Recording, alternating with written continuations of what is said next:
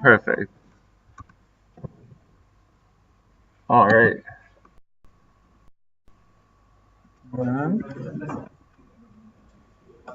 Okay. Perfect.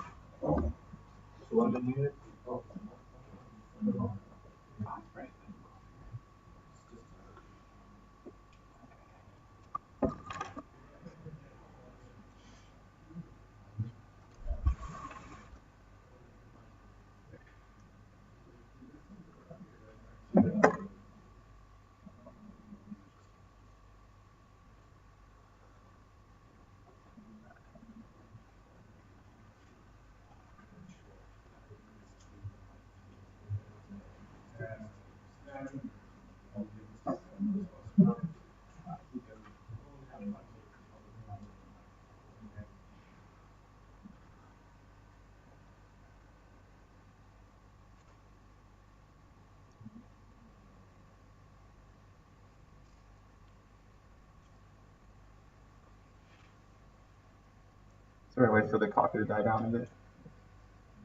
Or... Oh, okay.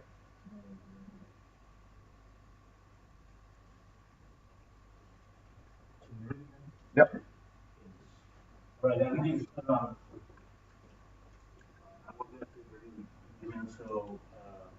then coming from Charlie Group, he got a PhD, he actually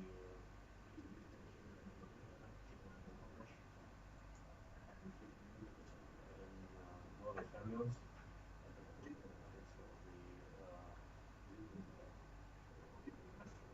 crystalline symmetries that after this all the fermions. All right. Thanks, Sasha. So today I'm going to talk about how you can build up a symmetry and geometry-based framework for discussing nodal fermions and general topological phases in condensed matter, at least at the mean field or single particle level. As you said, I'm Ben Weeder. I'm visiting from the King Group. I just got my PhD in December, and I'm hanging out here while I finalize postdoc plans. And so this talk is structured as follows. First, I'm going to give a brief introduction to some quantum condensed matter systems. First, I'm going to start with, as people usually do, I'm going to throw up the Dirac and Weyl equations. Hopefully don't get too stuck on that definitions of things. And then we're going to introduce some examples where you've seen the Dirac and Weyl equations apply to condensed matter. But then we're going to see some examples where it sort of pushes the boundaries of you just start that as a starting point. From there, we're going to sort of try to build some common vocabulary for what it means for a point to be protected in a condensed matter system, and what it means for it to be topological versus just some sort of geometric or crystalline quantity. And so I'm going to take some time, if we have it, to introduce crystalline group theory. Specifically, I'll talk about the role of time reversal symmetry and build up something from the point groups in terms of something like single groups and double groups and what that means. And then I'm going to extend to crystals and different dimensionality and how that leads to sort of symmetries with essential translations, something called a non-symmorphic symmetry that you may have seen about or heard about. And then from there, I'm going to move on to discussing one way of thinking of nodal fermions as quantum critical points. So if you're in the Blast group, a group meeting, that part of the talk will be a bit redundant. So we'll see, depending on interest, how that part goes. But it's essential for getting these definitions to look at the role of quantum criticality. And finally, I'm going to use all this to show how you can very quickly, by being consistent in your definitions, discover new topological phases and predict them in real materials. As you see, this is like a lot of stuff. This is very ambitious. So feel free to interrupt with questions, and we'll change the ordering or cut out some parts depending on how time is doing. Yeah. So depending on interest, we'll skip over some stuff. Yeah. So this is the Dirac and Weyl equations as you see them in books. No, I have this is a 4x4 matrix that tells me which derivatives to take in this field. So I can take 4 derivatives. I get 4 couple of matrix equations, size, and complex scalar field. And I have the Weyl equation where it's kind of half the Dirac equation. So I have these things are now they're complex scalar fields. They have 2 components. There's a left and right power component. I'm still taking, and I still have dependence on space and time. And this is sort of the usual story about how we introduce fermions in condensed matter, but the real question is, does this have anything to do with condensed matter physics? Well, in the canonical examples, it does. So in graphene, I have these things that are like 2-dimensional massless Dirac points. I have 4 bands in linear dispersion. In sodium bismuth or cadmium arsenide, I have these 3D Dirac points that are sort of band inversion. They're where the Ds are in this picture. And then on the surface of the 2D or 3D topological insulator, I have some sort of cone with linear dispersion, but maybe it is a Dirac point, maybe it's something else. People like to use the word Dirac point for it. And then the material is kind of like tandem arsenide. I have these Weyl points that are linearly dispersing things. So the question is, how well did this previous equation do for describing these? And the answer is pretty well. But what about these examples? So here I have this sort of tilted type 2 Weyl cone, where you have some sort of scalar field that makes the cones offset energy. I have these 3 and 6 volt that generate new fermions that people, they sort of spin 1 because you have all these options that go kind of like L equals 1, but they carry Chern numbers, so they're like Weyl points, but they don't have half integer spins, so you like to call it a Weyl point.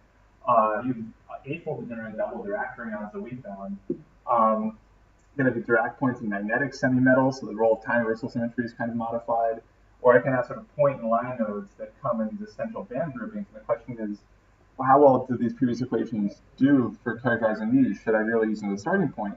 And the answer is maybe not so much. You should try and sort of figure out what is the collection of symmetries that you really want to use as a starting point. When I write down something, I'm going to do linear response on it or disorder.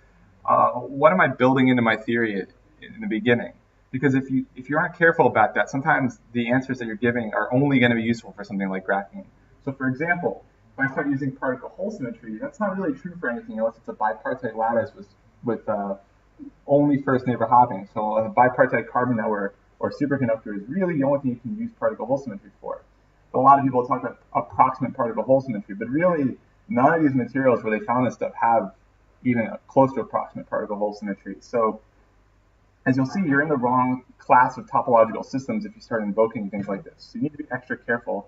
And you also need to ask, like, if I'm using high-fold rotations and stuff, does that even ever happen in a crystal? Like, I can come up with this wonderful K.P theory where I talk about exotic Weyl points, but are there any crystals that actually have points with this rotational symmetry? So you can answer that question. And so we'll get to that, but you should be cognizant of it. So this is the definition if anyone were to ask about particle hole symmetry. It says that you need to have any operator that anti-commutes to the Hamiltonian will take e to minus e. And so so this requires there to be no identity terms because you can't anti-commute the identity. So what does it mean for something to be topological condensed matter? So people throw this word around a lot, topological semimetal, topological phases and everything. And so we want to get back to the root of what it means for something to be topological. So the idea is I have a Hamiltonian. This Hamiltonian has a gap, and it has some number of parameters, some of which are odd, or the time reversal that I'm going to use, some of which are even. And I'm going to take this Hamiltonian and I'm going to deform it by changing the parameters on some compact surface in parameter space. And if I can move around these parameters and go around this loop without a gap closure, then I have the chance of having some topological quantity defined for the eigenstates of that Hamiltonian. And so what you can do is, it was worked out first, I guess, for all in the Zerndauer for random matrix theory d equals 0. What you find is that for at least a single particle Hamiltonians, anything you can just write down a matrix for that's Hermitian, there are only 10 possibilities related to the roles of things that anti-commute with it and anti-unitary operators like time reversal. So what you do is you check whether or not this particle holds symmetry with your given Hamiltonian, where you are in k-space. So like if you're at a generic point, there's no time reversal if you don't have inversion, for example. And then you check the square of these operations if you have them, and that tells you where you live on in this class of matrices. And then you need to figure out the effective dimensionality, which is like the number of time reversal odd parameters minus the number of constraints, mod 8. So this thing has an 8-fold periodicity, and this thing sometimes gives you -1s and stuff because of constraints on things like putting spheres around stuff. But mod 8, it sort of bails you out, and you have to come back to 6.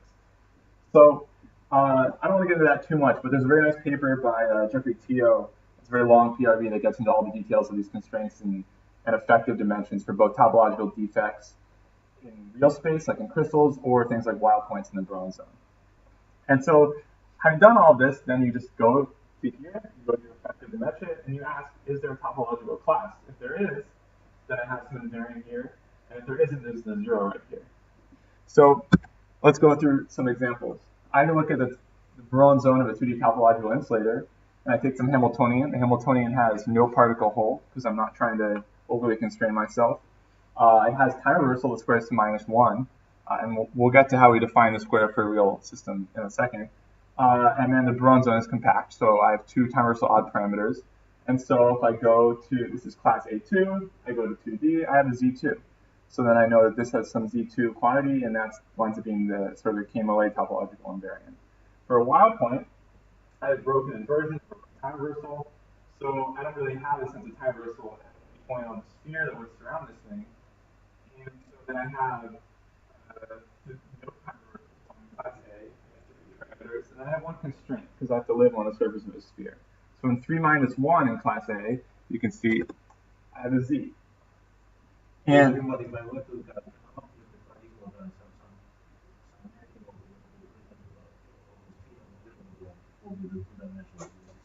exactly, and that's why it's the same Chern number as the like 2D quantum Hall effect.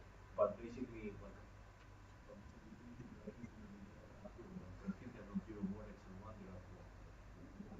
Yeah, but you have to be careful about. Yeah, but I think you need sublattice to be well defined, right? Just like there's domain walls and stuff like that. Graphene is particle hole symmetry also. So you break it, you couple the values or something, or you want to just take a loop around one of the things. So this is like 1D. My point is, I think a loop around the Dirac point and graphene is the same as like a sphere around the Weyl point in 3D. So I think you get, well, I think it's this loop. Because I think you have inversion and time reversal. So then you have a local time reversal. It squares to +1 because it's weak spin orbit. And then if we're keeping particle hole, then we're in B1. And so maybe I have a Z2, which is, that's, yeah. And if I'm not keeping particle hole, then I could have a Z winding, I think. Because it's like 0, because there's no time reversal odd, because this PT parameter is even under the effective time, or it's 2 minus 1, so it's 2 time reversal even parameters, 1 constraint for this loop. So I think this is Z and this is 2 for that. I can imagine like I have a high order, Yeah, you get valley Chern number. This is what you're talking about. I can frame up like high additional, but nobody will do 0. Yeah, that's what I was saying. So I think bilayer graphene is Z. Yeah. But you have to be careful because what you're building into that is some notion of your Hamiltonian is only well defined up to the sublattice or disorder and stuff like that. So all the topological stuff that you get from bilayer graphene is only yeah. Yeah. It's how I should say it. I want to say that in balance way. The point is what it is, right? Graphene is what it is. Yeah. Graphene might be actually too sweet of an example because it basically has way too many symmetries. And you're saying actually that there are some other restrictions. It's important to have the point. But it's not about actually for people thinking this particular Hamiltonian, which is sweeter and simpler, or actually presupposes some symmetries. Compound like graphene, which has extra symmetries compared to all this topological conversation. It does not invariably we need to have this conversation for graphene. Oh, certainly. It just so yeah. All this topological conversation is fine, but you guys don't know the high ground. Okay, the left is right. Yeah. We're giving up the high ground. We're like, I'm sure this is beautiful. Yeah. Some of the things might require extra symmetries, and it's okay to have the symmetries. Okay? It's only when you have the local direction, the invariant matrix is above the topological invariant. They are actually the focus. But I'm just saying actually, there are some simpler models with extra symmetries on the Hamiltonians, which might be beyond this. Yeah. So. I don't know if I made myself clear. Yeah. So I understand, but so. You have to look at the. Yeah. Say, if I'm in the business of classifying topological states is one thing. If I'm in the business of trying to understand, I don't know, what look like in a particular compound, I will take a look at the crystal. Yeah. So I guess what I have to say is in graphene, for example, you can take this too far. So you can talk about all these topological domain walls and stuff, but in real, and then you can say they're Ludding and liquid. Yeah. But in practice, even the slight disorder ruins the Ludding or liquid quality because it's highly relevant because it breaks all the sublattice character.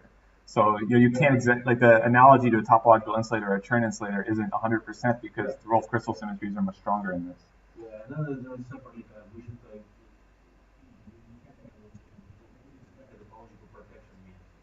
Yeah. Yeah.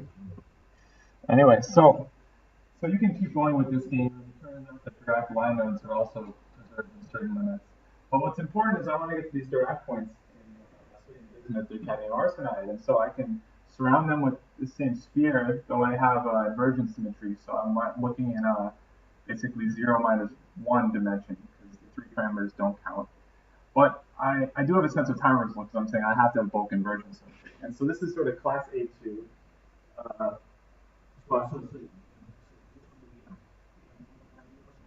You have time reversal because conversion. So basically, like I'm looking somewhere in my Bruin zone, like on the term, the conversion time reversal is in the interior symmetry of this point. So I have a time reversal, and all the parameters are even under this. So I know that there's a lot of parameters. That's one constraint. And the local time reversal squared is minus 1. But in this table, there's a 0. So then these Dirac points aren't protected by the same topology as Weyl points. So people want to use the same word as the topological Weyl semimetal, topological Dirac semimetal, but that's not quite what's going on here. Yeah. So the question that I'm trying to answer is, what is protecting this thing if it's not topology, and how should I talk about it? And so the point that I'm trying to make is the assumption that you're making about these Dirac points being protected requires the existence of exact crystal symmetries. But these tables rely on having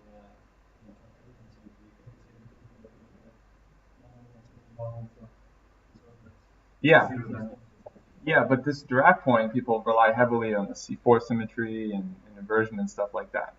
So yeah, the spin-over coupled 3D Dirac point. It's not protected by this table. Well, I don't. Exactly. So how do you know it's stable? So then you have to do analysis that. So basically, you have to ask a lot of questions to say if it's stable. And they're not the same questions that you would ask for a Weyl point or something, because you're intrinsically requiring additional symmetries to do this. So you want to make sure that you understand that by invoking sort of space elements like C4 symmetries, inversion, stuff like that, you're more heavily constraining yourself. And so anything you build in when you examine the role of disorder, the role of interactions, has to take into account that you're working in a very specific set of crystal symmetries, not just in generic topological theory. And so one question that I want to get into, and something I want to explain a little bit, is what does it mean to live in a certain crystal or to have a certain set of symmetries and squares of time reversal and stuff. And the idea is that by doing that, you can sort of clarify some of your terminology, and you can say that some crossings come from bands with basically having different symmetry eigenvalues, and then they're allowed to cross. You can talk about this in terms of irreducible representations, but that's not quite the same thing as talking about the topological character of things like a Chern number on some surface or some plane or something like that. So let's build this up by looking at a very simple molecular example, because you don't have to put in lattice periodicity to get into the heart of some of this stuff. So the idea is I have this simple equilateral triangle thing. I'm going to say, what are all the symmetries of it? Well, this lattice, ignoring quantum mechanics, I mean, obviously it can be rotated by a threefold rotation. So people call this a C3, and so this is 360 over 3. 120 degrees is the rotation.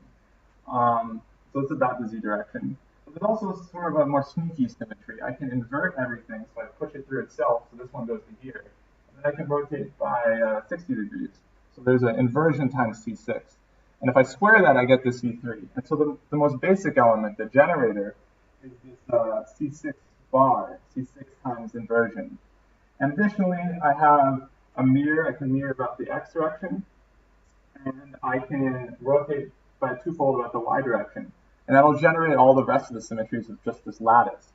And so you can say this is in point group 6 bar M2, and you can start to look up what this means in terms of things like these like D6 dihedral, or however you want to use another notation for it. But then there's a question of how would I represent this in some Hamiltonian, how would I talk about it? So there's sort of two classes over here. If the orbital interaction is relevant, as I rotate this around, I drag my orbitals around, but my orbitals are coupled to my electron spins. So by rotating this, I have to do an operation that when I go around once, I get a minus sign because you're dragging around quantum mechanical spins. And so basically, I If you're doing that, then your rotations, your twofold ones in two different directions, they don't commute anymore. So the algebra is already determined by the underlying assumptions about the strength of spin-orbit coupling. So the square of twofold rotation is the algebra, and eventually the time reversal operator that I say. But I can also say if spin-orbit interaction is weak, like something like graphene or any number of materials that we're talking about in the Dirac database, that I have an additional SU2 invariance because the local spin characteristic doesn't matter because nothing's coupled to it, the spins just hang out. And so I get an additional set of symmetry that's sort of SU2 invariance times all of these. So I get a new time reversal, an additional time reversal that squares to +1.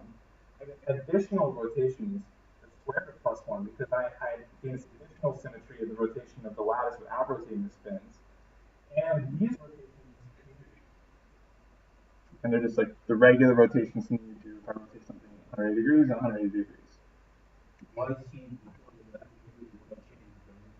So these are new operators defined by basically the other operators.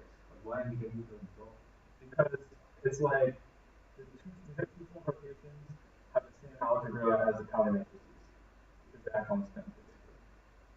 So it's the same representative signal. So basically this has a powder matrix in X, Y, Z.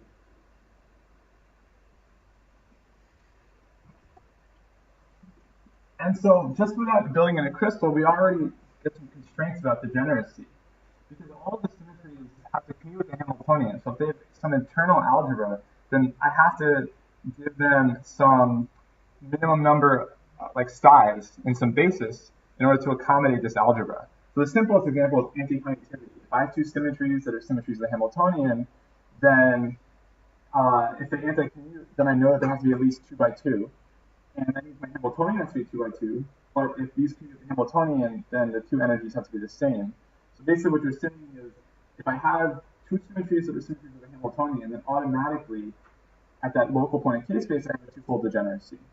Similarly, you have Cramer's theorem. If I have an anti-unitary symmetry of the Hamiltonian squares to -1, I have to have a twofold degeneracy because there's some spin character, effectively. Now, I can start to build this up. I can say I have a fourfold point if I have two symmetries that commute. I have a time reversal that commutes with them that squares to -1, which is all non-magnetic systems, where the rotation is with some local spin character. And then if at least one of these symmetries squares to +1, I know that one symmetry acts on the solid character, another symmetry acts on the spin character. So I need 4 states to accommodate that. And again, all these states have to be the same energy because they're all Hamiltonian. So then I have at least 4 states. And you can keep playing this game.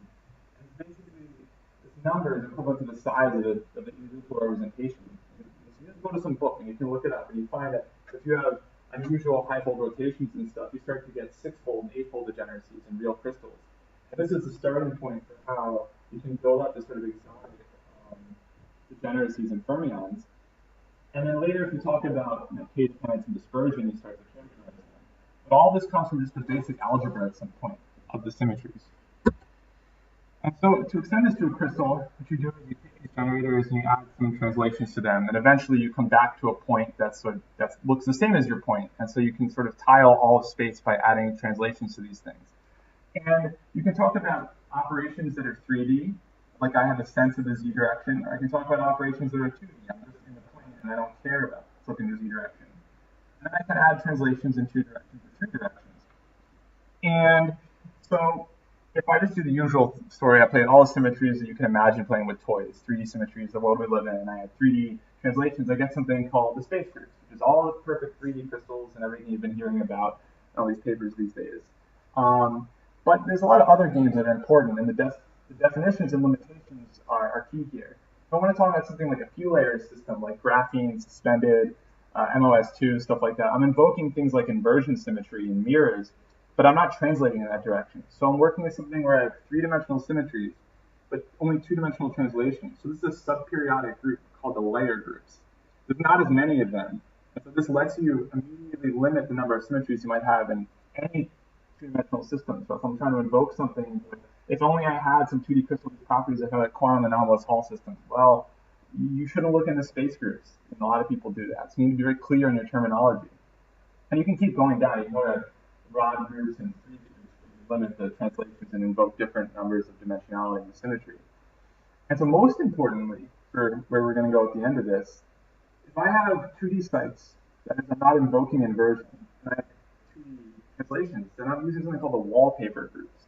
And what these are, and these are the symmetries of a piece of wallpaper. That is, the inside is, something you glue to the wall so it's white. The outside has a nice pattern, and I can tile anything with it. And what's key here is if I have a crystal without defects on the surface of it has to be constrained by the symmetries of the wallpaper groups. There's really not a lot of these. And so as we'll see at the end of this slide, this lets you talk about very quickly every possible surface state of every possible topological or topological crystalline insulator. And just by counting properly your dimensionality and your lattice dimensionality. So as I start to define these elements and do translations to them, sometimes I get translated, usually what I get is some points and I get some rotations, and I can change the origin so that the rotation is just like a normal rotation. But sometimes I get things where I can't define this operation without a translation by changing my origin. I get something where no matter where I put the origin, it's some rotation and some fractional lattice translation. And these things are called non-symmorphic symmetries. They're defined by having some part of the translation that's invariant with the sort of point group operation that you use. And these have very strong implications for the kinds of band structures that emerge.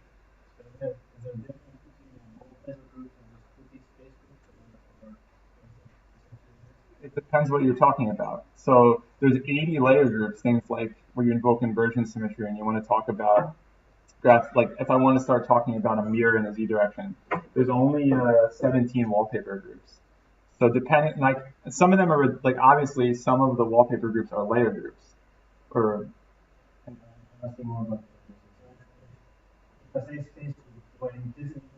yeah. Like each one of these is a well-defined term in the sort of system, in group theory. Wallpaper. Exactly, yeah. And some people also call it the plane groups in crystallography. Yes, yeah. So a twofold non-symmorphic symmetry is something that has a mirror or mirror times inversion. So 180 rotation times forcing the result, and a half lattice translation. So here, if this thing went on forever, I could mirror back here, and I can go a little bit, and this is a symmetry of the system because this site goes up to here and over. And so I have a full lattice vector and then a half translation times a mirror that gets me to here. Now the eigenvalues of this thing, because of this half translation, wind up having this kx over 2 issue. So this is a 4 pi periodic thing, but if this is a crystal, the bronze one still is 2 pi periodic. And those two facts have to be simultaneously true. So what happens is if I follow this plus band, and I try to define the eigenvalues of it, when I get to over here, the lattice vector, which is the same as this, I can always switch to minus times themselves, and I connect to this band. So my band structure has something where I can't independently define the plus and minus subspaces in the 2 pi periodic Rome zone. And so basically another way to think of this is I have a single band, but it's folded so that I don't have this issue of having to worry about it. So there's no really like gauge independent way to define this. And the way the system handles that is it has a crossing. So that, maybe I call this the plus, because if I go over the second Rome zone, the third Rome zone, you flip the definitions of the two. By blockstream, they don't have to be the same Rome zone. So the way it handles that is I have some crossing, and I know that one of these is plus and minus, but which one is up to you. Now, and so just by having 2 bands without talking about the role of time reversal, I get 1 crossing. If I add time reversal symmetry in a spinful way, as we talked about, then I get this sort of picture over here where I get imaginary eigenvalues and they're paired up like this, but I have real eigenvalues in Converse theorem at the halfway point. I get this thing that looks kind of like a butterfly, and you take half of it and tilt it, you can imagine it looks like an hourglass. So everything that you see in the hourglass semimetals, topological hourglass insulators, the hourglass is just that I have no inversion symmetry, functional interaction, and I have a twofold non-symmorphic symmetry. Every band structure in million bulk and surface space is going to have this feature. In itself, this feature is interesting, but it's maybe not noteworthy. And you need to understand why it's noteworthy in certain systems, and you can throwing it around because it's the doubling. Here, this is without time reversal. This is with time reversal. So this is the thing we just generated at the time reversal. So they're the eigenstates of the glide mirror in this system.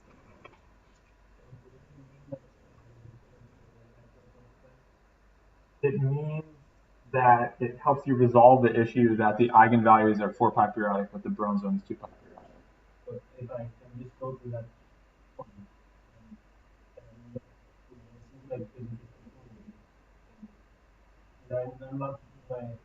there's a discontinuity somewhere, and you have to add it. If you're trying to trace it, you have to add a gauge transform or a transformation at the end of the Bron zone to make everything periodic if you're like doing calculations. If you need to have well-defined eigenvalues for some like DFT calculation or something, that you need to add some unwinding term to like compensate for the fact that this eigenvalue that's defined is not actually 2 pi periodic.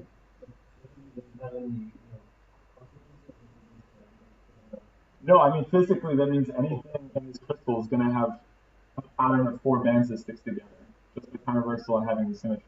And so physically what it means is.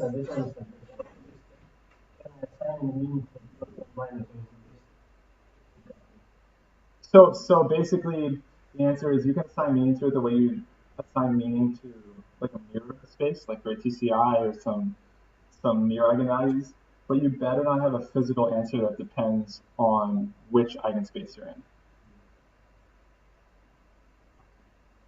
So that's the part you need to be a little careful about. Though you'll get, basically, if I define some topological phase that depends on the plus and the minus, you can find that you have to close a gap to get between them. But to tell which one you're in is something you can't do if you keep translation symmetry.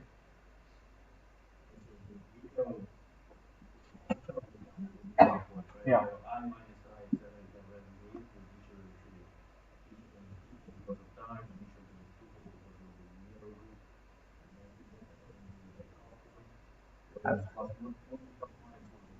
So this is wound by pi over 2. So this is real now, the eigenvalues.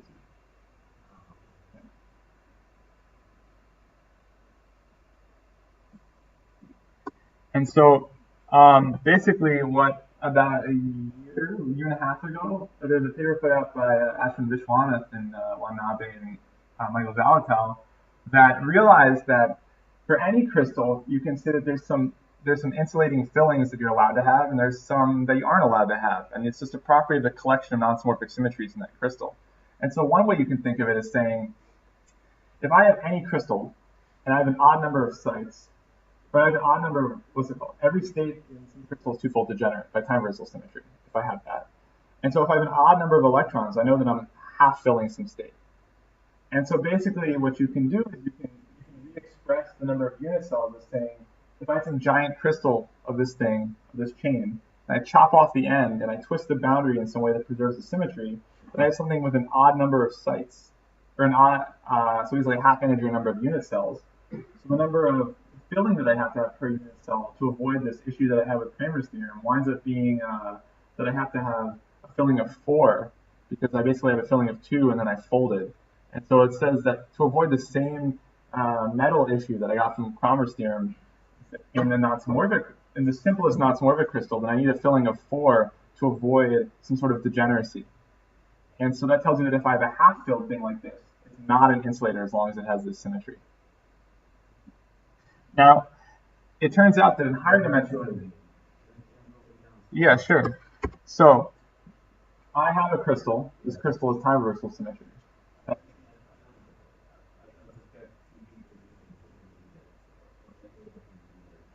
Yeah. I have a crystal. I have a system with time reversal symmetry.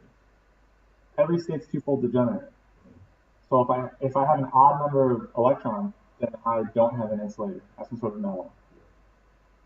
And then so what you can do is, so imagine I take a crystal made of bipartite unit cells, and I make it really big, and I chop off half a unit cell, and I hook it to a cell. But I twist the boundary in a way that captures the symmetry that relates the two sublattices.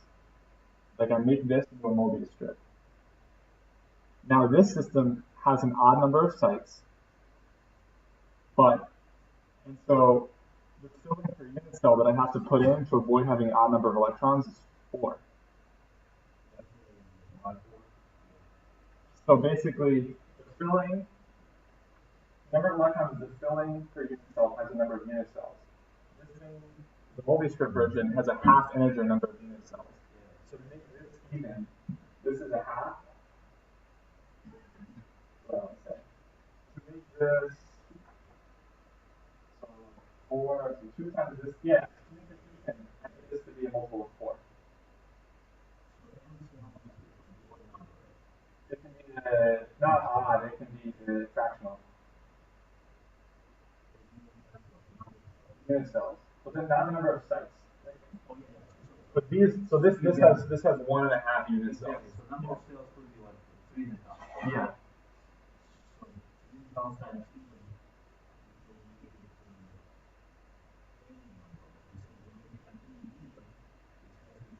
Yeah. And so the question as to whether I can make this chopping and this boundary twist is the same question as the same in this dimensionality. Is there some manifold that's flat and compact where I have some sort of twisted operation? And so that's a hard question to come up with on your own, but it turns out that it's in math, it's well answered already. So in 3D, there's 10 manifolds, and the whole point of each manifold comes with some chopping and decimation. And so the only takeaway I need to get to for this talk is every space group layer or wallpaper group has some filling restriction associated with the corresponding flat manifold for basically the subgroup of it that is related to all these things. And it's well worked out. In 3D, there are 10 such filling restrictions.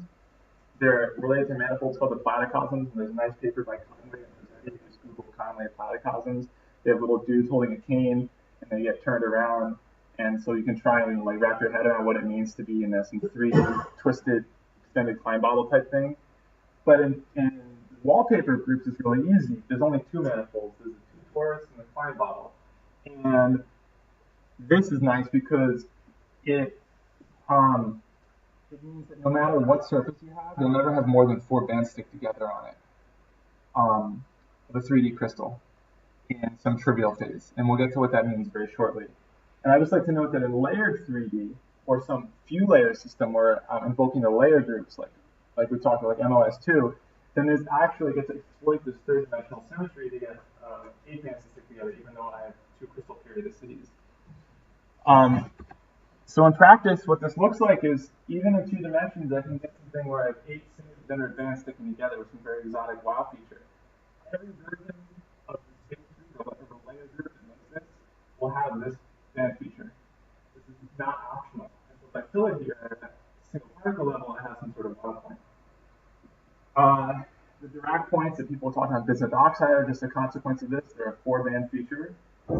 Even if I have time reversal, no non-symmetric symmetries, I still have 2 bands stick together. And so, I get these nodal points in large spin orbit, and they look kind of like Weyl points, and they seem to carry turn number in some cases.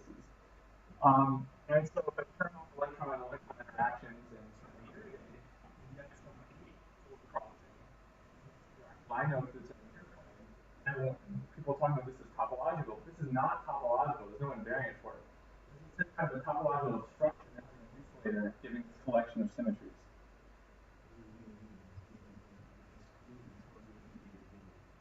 If I sprinkle disorder, it may open a gap.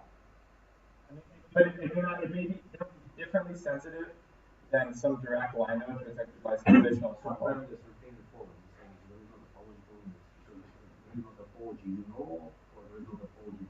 No, there's no topology period. Like I'd have to have a disorder that respects all of the symmetries of the system. Yeah.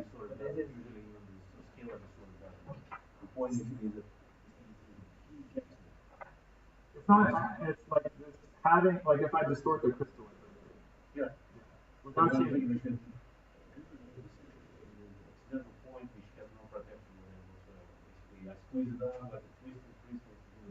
Yeah, you strain it, you'll break it. Also talk about the user classification. You have to have the disorder.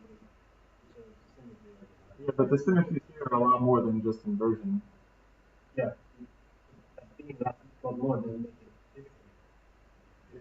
less likely that, as you add more constraints, it's less likely that you see it in the material. Isn't that's different than saying that's not topological? It's saying well, if I put a loop around it, what's the topological? Like, what am I smoothly deforming to define a topological invariant? The sword is actually outside, right? Because the sword is outside conversation because it brings expensive terms with it. Yeah.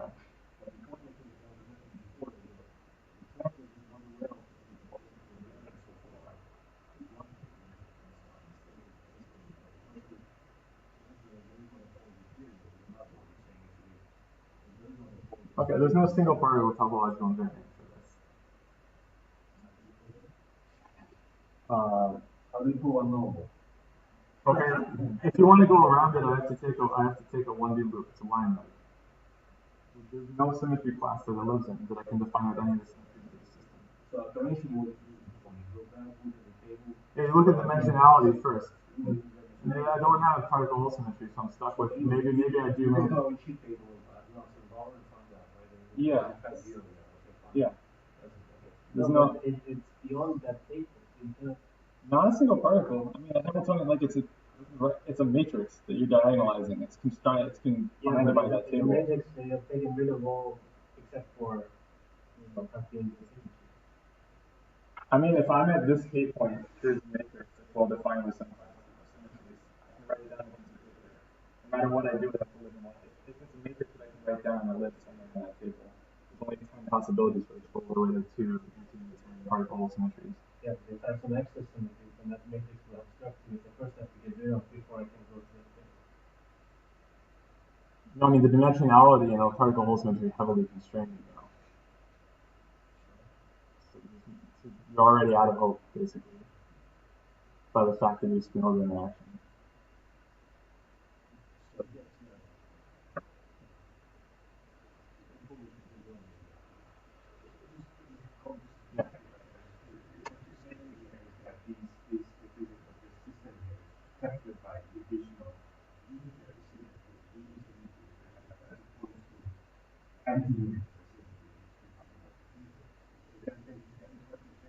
Yeah, unitary and commuting. So like. Yeah, commuting. Yeah.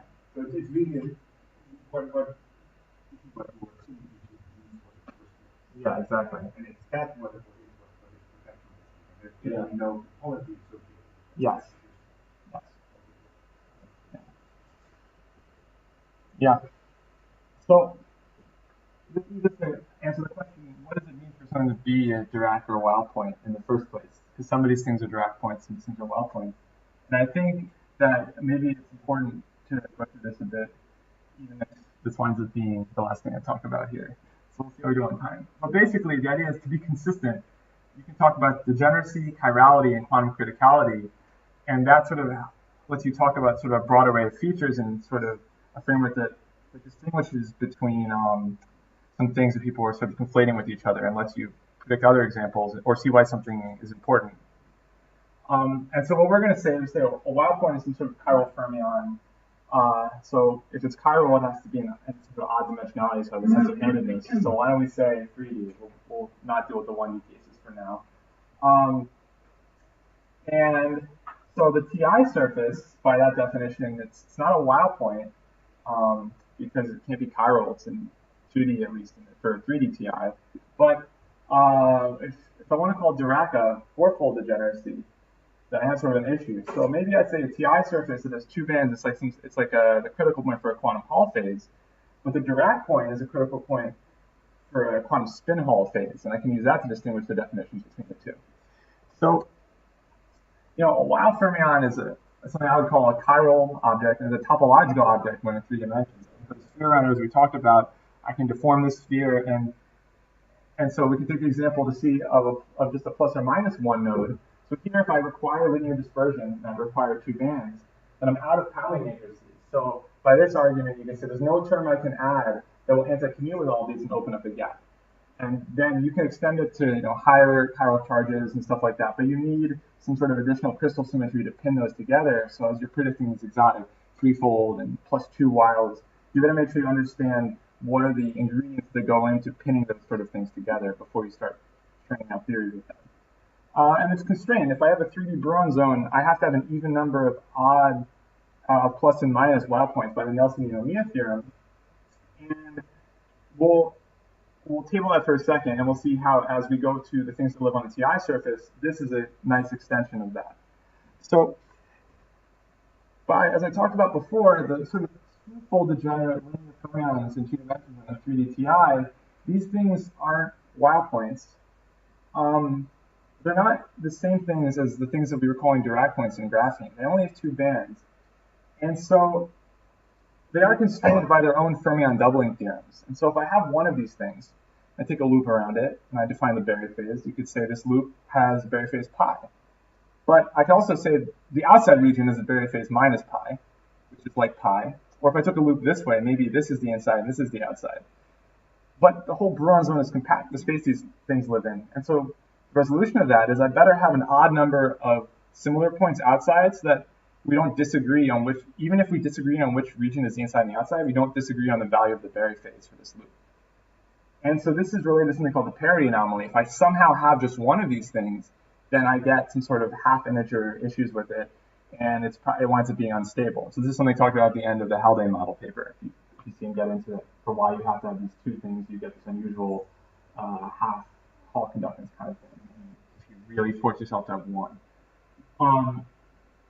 So what you can say is that there are also quantum critical points for the quantum Hall effect. If I imagine removing the KZ term in the previous thing with a mass term, this is the only mass term that can gap this thing. This is a 2-dimensional gap Hamiltonian. As I tune for this mass term, I have to go through a transition, topological by the T-ready. And so what I find is that I go into a quantum Hall phase, so a quantum Hall phase differs by an integer from it.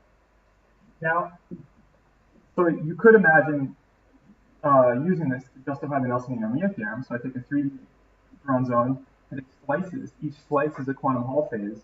As I hit a Weyl point, I change the value of the term number for that 2D slice. But as I get to the end, it's compact. So whatever quantum Hall phase is on top has to be the one on the bottom. So I have to go through the even number of plus and minus transitions so that I have a well-defined term number at every point in this Bron zone. And for these things, I get additional restrictions if I require this to be 0 by time reversal symmetry. So if I'm talking about the Commerce points on the surface of a TI, for example, I have some additional restriction. Because now, if this is 0 by time reversal symmetry, then if I break time reversal symmetry and allow myself to gap in either direction, then I have the additional constraint that the plus mass phase is related to the minus mass phase by time reversal. But we already said that the plus and minus ones are related by just one step in the term number. So this would say that I have to have some term number for this system. It's the only thing living in the entire Bron zone that the minus looking at time reversal is the same as the plus one. But the term number has to be an integer. And so the resolution of this is that, again, this fermion doubling theorem. If I have 2 mass terms, then I can have a situation where if I gap one way or the other way, then if I acted the broken symmetry that relates them to make them 0 for the critical point, then I still flip the sign of both the same way or the opposite way. And then basically what I wind up saying is I resolve this. I get something where the total overall term number is the sum of the difference of the 2, and I don't have any anomaly. And you might wonder, if I have a 3 topological insulator, I really do have one fermion on a surface alone by itself. How is that okay? But you have to understand that it's 3D. You're connected to a bulk and you're connected to another surface. So the 2D system of the top and bottom surface have 2 of these fermions, so you don't escape this fermion doubling theorem. But no way you cheat it. And so there's this question that opens up: are there other fermion doubling theorems that we're sort of ignoring, and are there any ways to cheat them? And so I guess what I'm going to wrap up with is a discussion of the Dirac point as a quantum critical point. And so the Dirac point, the way you should understand it is it's a 4-fold degenerate object, has linear dispersion, has a very specific relationship with time reversal symmetry. The space of 4x4 matrices can only be spanned for any of these problems with 4 time reversal odd, 1 time reversal even matrix in the identity for any choice. representation of time reversal.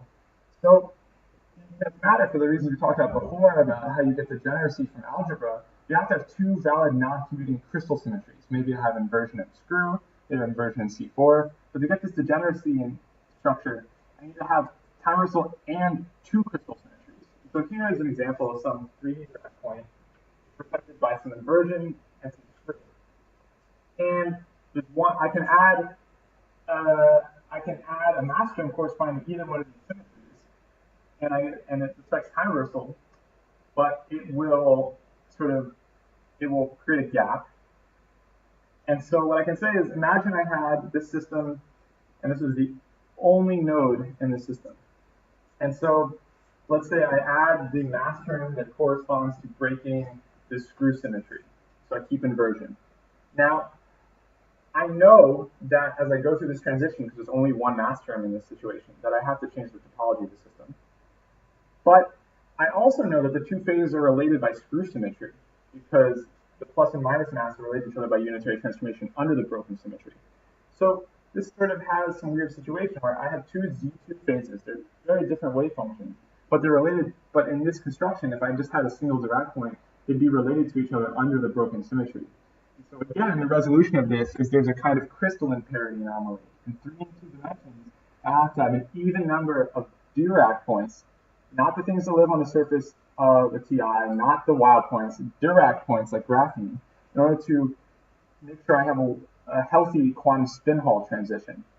And now if I have two of these things, and I add some mass terms, so here I think this is a linear combination of them, then after the broken symmetry for either one takes me from a TI to a TI or an insulator to an insulator, and everything is healthy. I can define my crystal symmetries, I can define my topological phases, I can define my phase transitions without having any discrepancies between the two. And so this sort of begs the question, is there a crystalline version of cheating this fermion doubling theorem, the same way that the TI cheats the fermion doubling theorem for twofold degenerate linear fermions? And the answer is yes. So this is something that I discovered working with Andrew Bernavig and collaborating in Penn chemistry. But there's some material called the topological Dirac insulator, where by relying on a set of these wallpaper group symmetries, you can guarantee you'll have a fourfold Dirac point on the surface, and then you can guarantee a non-trivial topology that will place it on the top and bottom surfaces so that you obey this fermion doubling theorem, and you nevertheless have fourfold points on the surface, so that you can imagine gapping them and playing with all sorts of stuff while keeping time reversal symmetry. And so here's a collection of phases that you can find just by thinking about this stuff. So about 8-fold double Dirac fermions, thinking about this algebra and degeneracy, they have their own relationship with time reversal symmetric mass terms. They're a new quantum from critical point, you can get topological defects from them. Doing the same thing, my friends at Princeton, Barry, Jen, and Zizan, they figured out using the same book you can get 3- and 6-fold degenerate fermions, enables sorts of new features, like you can get large Fermi arcs in a system that has time reversal symmetry, and no abandoned versions, and they have their own sort of topological character and their own crystalline character. So it's a mix of symmetry and topology. We found that in sort of the strike phase of some of these layered materials, you can get magnetic Dirac points where you play with this algebra, but you don't really have a sense of overall time reversal symmetry. So anti-ferromagnet, you can put a spin by time reversal and you can translate a layer. So I have sort of a non-symmorphic kind of time reversal in the magnetic layer space in wallpaper groups. And so this has its own relationship with return insulating phases, and it has its own relationship with magnetic crystalline insulating phases. So this is also a new kind of critical point. And so you can keep playing this game, though I don't have time to get into it too much. But I guess what I want to just throw up is I want to end with this and then talk about everybody. So what does it mean to use analysis on the surface of a 3D crystal? How does this let you say so we talked about how you can maybe get every bulk point by enumerating all the symmetries, looking at all the algebra, looking at these groups. But how do you get every surface phase? How do you get every bulk topological phase in 3D? So I know that the surface of a 3D object, if there's no defects, has to be defined by the wallpaper groups. And then I know in the wallpaper groups that if I was taking a 1D loop around something, there's no topological class to protect that. So that says at any point on the surface of a 2D crystal, or a 3D crystal, whether or not it's guaranteed by the bulk topology of that crystal, it's also be locally protected by the rules we talked about for crystalline symmetries. And so there's this role between the surface crystalline symmetries in time reversal and the bulk topology. And so basically the question as to whether there's a phase just comes down to the number of ways that you can rearrange bands in the wallpaper group to make a pattern that goes on forever and requires a bulk and valence manifold. And so it's really simple. If I know symmetry doesn't time reversal, I can only connect the bands like this or like this. So wallpaper group 1 gives you the Z2 invariant just by thinking of ways you can count it. This is additional wrinkle as to is there ever a bulk that admits this topological phase, but you can work that out. And so very quickly, you can build this up. In any group that has mirrors, I can rearrange the bands, and if I color these by mirror eigenvalues, there's Z ways to do it. And if I have these anisomorphic wallpaper groups, then I have a trivial band structure that looks like this, or maybe I can offset this to some topological structure. I can imagine the brackets here. And so this is what the hourglass insulators are. This is why they were interesting. They're interesting not because they have an hourglass, but because they have a topological surface hourglass. And because they found a real material with that. And so I can do the same thing in a wallpaper group with a Dirac point, and I can get a Dirac point on the surface. And furthermore, that's it. You can show there's no more ways for the algebra to get interesting points or features. There's only 16 wallpaper groups, 17, and all of them either make TIs, mirror TCIs, non-symmetric TCIs, or topological Dirac insulators. If you keep time reversal symmetry and no surface defects, those are the only bulk topological phases you can have in 3 dimensions by enumerating the symmetries of wallpaper groups. So, to conclude, you could try doing this in magnetic groups and the superconducting groups, though then you have to be very careful about the role of the order parameter and the symmetries we keep. So, maybe you can get some Myronas in it, but you need to be very careful about what you're going into it. There is some constraining in pump cycles in various systems, maybe in time crystals. So there's a role of minimal unsetting filling in there, but it hasn't been 100% formulated yet. And then interacting problems, stability and disorder, it's an open question, and I think we're going to have some interesting stuff to say about that over the next few months. So I want to thank all the people at Penn, so Charlie Kane, our thesis advisor, Young cooked a lot of DFT, Daniel found a Dirac insulator material, and we gave him a huge list, so he sat all summer and ran DFT until he found one. Andrew Rack gave us the resources, Steve going through the magnetic semimetal, and Nordita. Sasha's been a wonderful host. It's been great being here. Matthias has been an awesome partner. We have a cool project coming up. I hope we'll get on the archive and finish soon. And at Princeton, I worked with all these guys to work on this Dirac insulator paper that we have coming out, hopefully by March meeting. I don't know when we're going to have it on the archive. And Isaac Bernovake's a super cool host, and as of yesterday, he's going to be my new boss. So that's cool. So anyway, the moral is the Dirac and Weyl equations are not as general in condensed matter as you assume. Be very careful with your underlying assumptions, or sometimes you're just going to get graphene. But on the flip side of it, just by being careful and writing down the appropriate dimensionality and symmetries, sometimes you get something new by literally doing nothing. So thank you. Questions?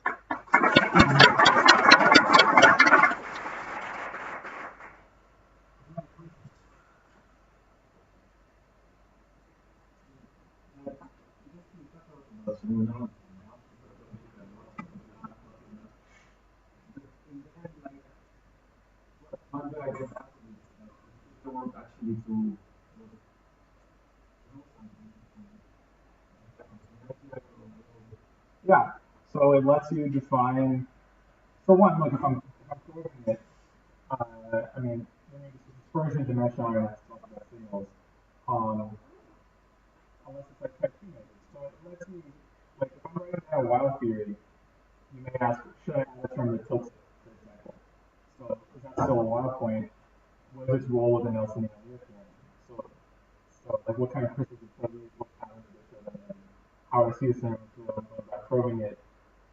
Can I say that? What? Yeah, so then this lets you say, are they going to be at the same energy? How many Weyl points are they going to be? What crystals would I look in this huge range? And I use my computer time to hope to find these things. So if I want to predict something, I need a real material, and everyone has classifications.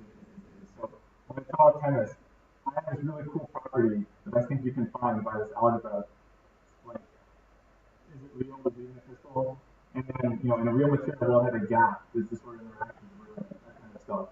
These are the things that, like, defining your symmetries and finding dimensionality, you get to answer before you just throw out a classification paper and hope that maybe someday someone puts in the time to find it with all the computer stuff.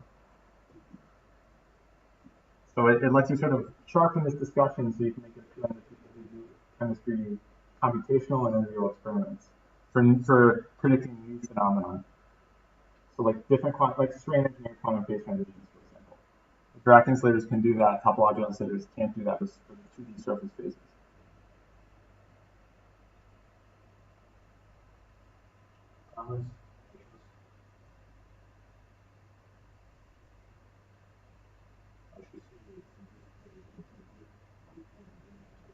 Dirac was Weyl. We will push it for Dirac. I can only have material and Weyls were not known. So, Weyl is the second in this kind of case. Every time is but I think if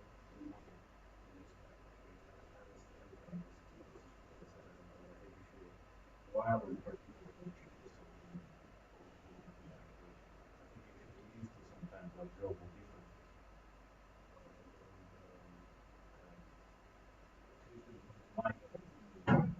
While is a consequence of the application you did in the beginning.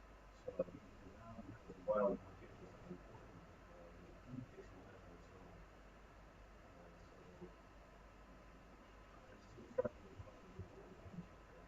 place. But we're pointing out traffic and distinction between different and while, but I would say the broader context while the presentation is leading to the application in the first place. Like in history.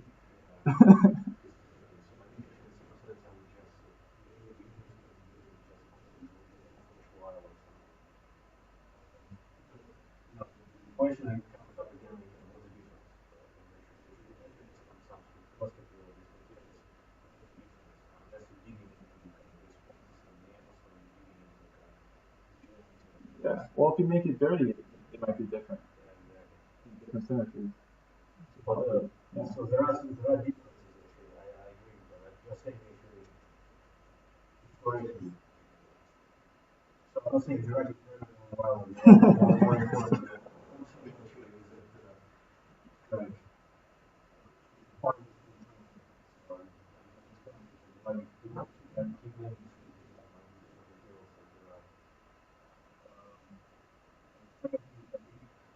My perception what you're discussing, one of the topology and topology is everywhere you discuss it's about the table separate structure, but you don't talk about any of the crystalline systems. Playing the game of topology, that's fine, but really, what we call incidental general topology, that's such features that come in because we have computational.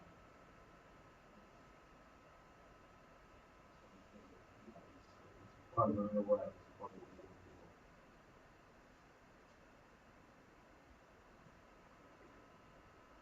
Anything else? That is going to be around March. March meeting. Yeah. So I guess it's mid-March or so. Yeah. You find me in your romance. It's